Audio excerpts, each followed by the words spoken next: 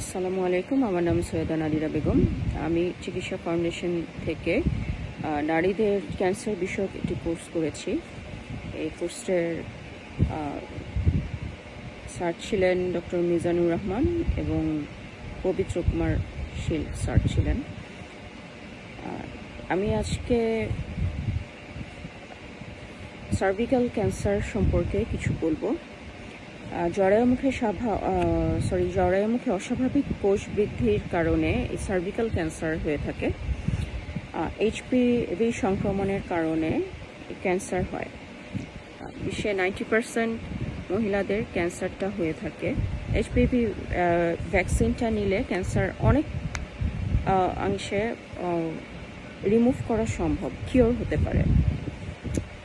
Cancer খুবই ধীরে ধীরে বৃদ্ধি পায়, তাই সময় মতো যদি চিকিৎসা নেওয়া হয়, সঠিক চিকিৎসা নেওয়া হয়, তাহলে পুরোপুরি এটা সুস্থ থাকা যায়, পুরোপুরি ক্যান্সারটা ভালো হয়। সাধারণত 30 থেকে 45 বছর বয়সীদের মেয়েদের এই ক্যান্সারটা বেশি হয়ে থাকে। এই রোগের প্রধান কারণ হচ্ছে প্যাপিলোমা ভাইরাস।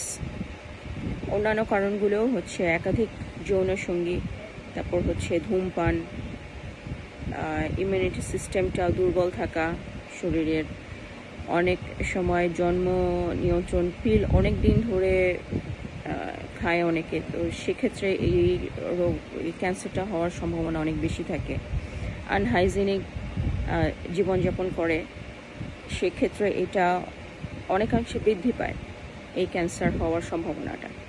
তো এই রোগের প্রধান লক্ষণ সেটা হচ্ছে অতিরিক্ত যোনি রক্তপাত, দুর্গন্ধযুক্ত স্রাব, তারপর হচ্ছে সহবাসের পরে রক্তপাত হবে। যখন নাকি অতিরিক্ত রক্তপাত দেখা দিবে, সাথে সাথে হসপিটালে নেওয়া জরুরি এবং কেমোথেরাপি সপ্তাহে একটা, সিসপ্লাটিন 50 গ্রাম, আর হচ্ছে ফাঙ্গাল ইনফেকশন হলে আপনাকে খেতে হবে ফ্লুকোনাজল 150 গ্রাম।